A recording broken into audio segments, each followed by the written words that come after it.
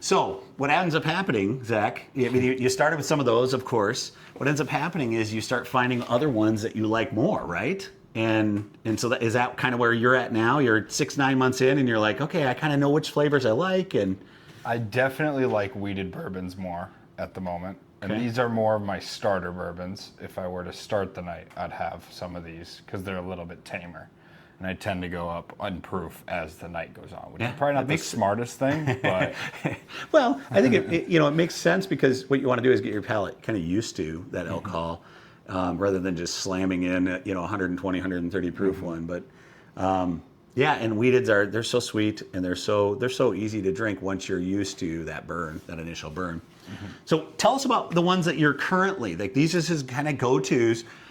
These would all be ranging in price. Again, we tried to avoid for this video the super allocated ones. There is one that he's got on his list that's a little allocated, and in some areas it's pretty hard to find. But it's the I'll let him explain which one it is, and we'll talk about it when we get there. But otherwise, these are ones you should find in most liquor stores. They're readily available right now, and probably $60.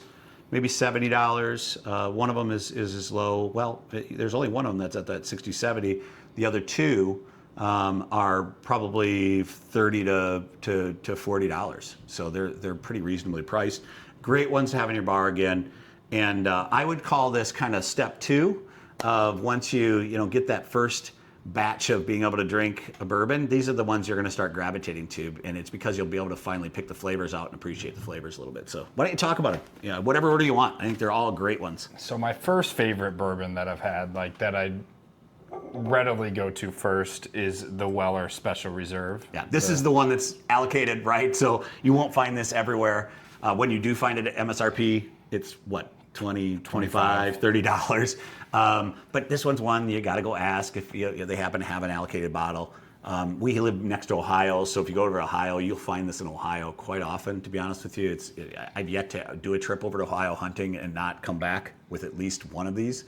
I don't need that many, so I guess that's completely not true. Sometimes I come back without one, but it's always there. I could buy one. But yeah, talk about what you love about it. So this one it's smooth. It's very mellow. It's not as strong as most other bourbons. It is definitely the tamest of all the Rainbow Wellers. It's not, it doesn't pack that big of a punch. So like this one is one that I like to start with just because it gets the taste going. What's the proof on that one? 90. Yeah. So it's a lower proof. Think back to those early ones I showed you that's in that same category.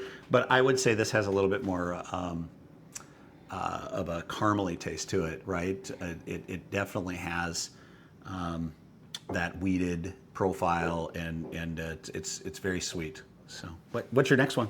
So I'll go another wheated one, which is this one I just had for the first time this weekend. So really? On Wednesday. I thought you had that weeks ago. Okay. No, so this one's the first time I had it was on Wednesday. And it's a little higher proof, right? What's that one? This one's 106 proof wheated, but it still tastes sweet. Like it doesn't taste. Yeah, it doesn't taste that strong. It doesn't taste like a high proof punch bourbon. Yeah. But how about they're both wheated?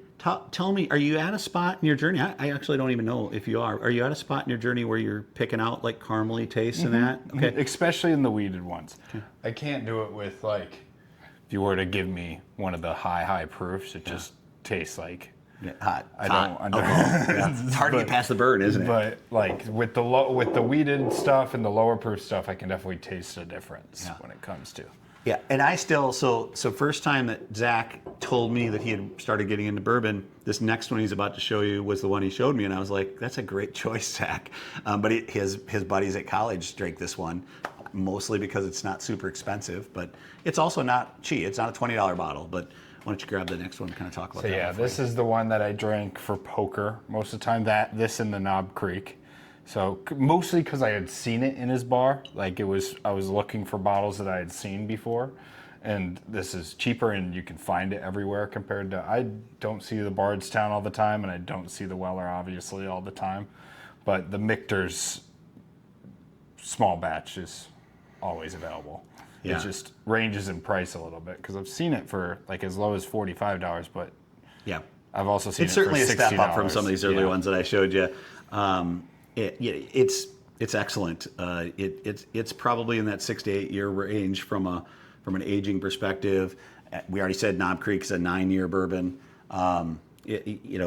Interesting thing about Michter is when they put it into the barrel, it goes into the barrel. All of their products go into the barrel at 103 proof, which is actually proofed down quite a bit from some of the other people when they're bottling. They'll bottle them or not bottle them, when they put them in the barrel, they're putting it in at 120, 130, sometimes higher proof. I mean, it has to be under 160, but so they're putting it higher in, and it gets hotter from that spot as it ages.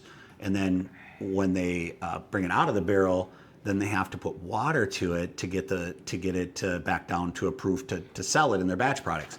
Well, Michter's, the cool thing about Michter's is they put it in at that 103. So when it comes out at barrel proof, it's probably only 110, 115 proof. So